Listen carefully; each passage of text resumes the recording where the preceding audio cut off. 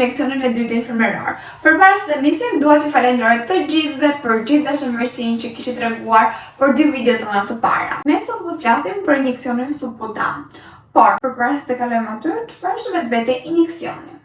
Injeksioni është administrimi i të tësira, pra një medikamenti të lëngët me anë të rrugës parenterale.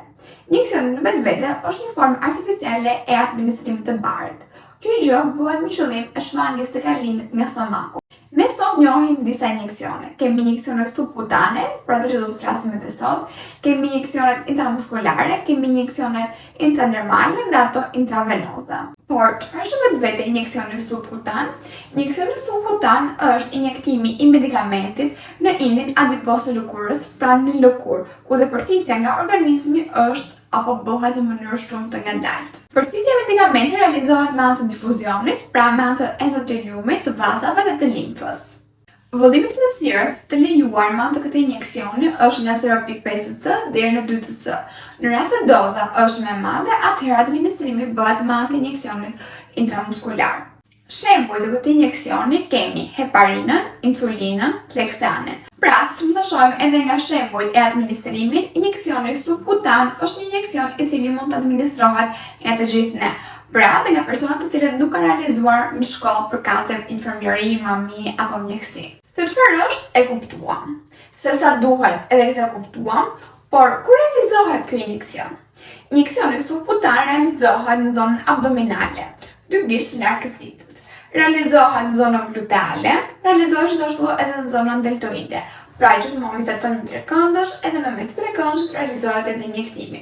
Kemi gjithashtu zonën retroskapulare, pra pas shpatullës, kemi dhe kuadratin e sipërm të kofshës eksterne. Zona e cila gjen më së shumti përdorim ose që hahet më së shumti është ajo abdominale. Për arsye sepse është edhe më thjesht për të vetë administruar. Pa më përkohë, le të vazhdojmë me demonstrimin praktik pra për ta bërë më të prekshme nga ana juaj. Vazhdojmë. Ky manipulim infirmeror nis me larjen e duarve dhe veshjen e dorezave.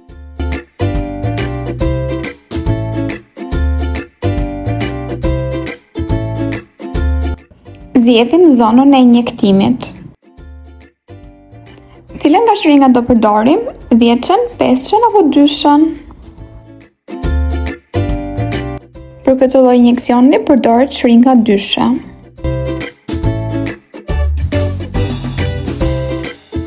Marri medikamentin. Ampula gjithmonë thyhet tek shenja.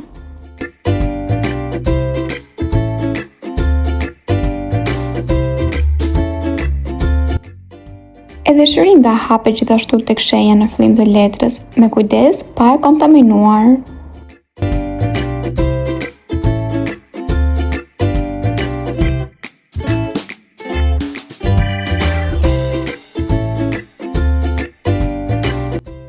Bëjmë provën e funksionimit.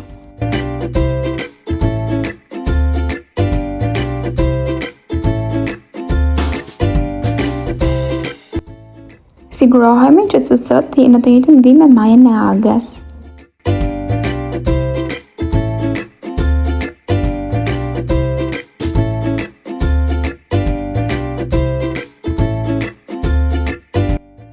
Thithim medikamentin me kujdes pa prekur agën.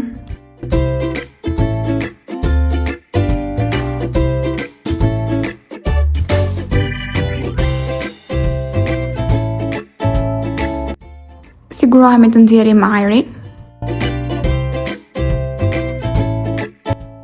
Bëjmë pabukur me alkool dhe fillojmë të dezinfektojmë në mënyrë rrotulluese nga qendra në periferi. Injeksionet subkutane mund të realizohen edhe pa u dezinfektuar gjithashtu.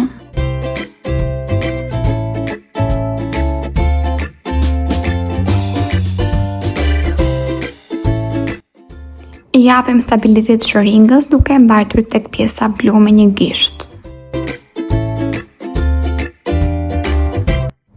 Mbledhim lëkurën dhe në këndin 45 gradë ose 90 gradë, fillojmë aplikojmë medikamentin. Unë sot kam zgjedhur 45 gradë. Injektimi bëhet në mënyrë të ngadaltë për të shmangur djegjen e lëkurës së pacientit. Heqim agën duke mbajtur gjithmonë tek pjesa blu. Kujdes, pas injektimit të injeksionit subkutan, lëkura nuk masazhohet.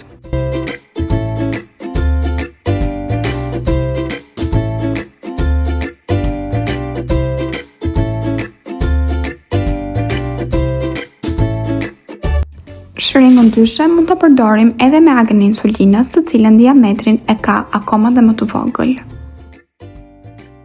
Praktikisht është e njëjta gjë, vetëm se kjo agë na lejon të injektojmë në 90 gradë. Bëjmë ndarjen e mbetjeve spitalore. Agja dhe ampula në koshin e vogël të verdh, shëringa, doreza dhe pambuku në koshin e verdhë të kontaminuarave dhe letra në koshin e zezë. Ky është direksioni për ditën e sotme, shpresoj shumë të ketë pëlqyer dhe me të gjitha të keni mësuar. Në Instagramin tim personal atë të Inflotekës, unë pres videot tuaja demonstruese ndërkohë që juve e praktikoni injeksionin subkutan.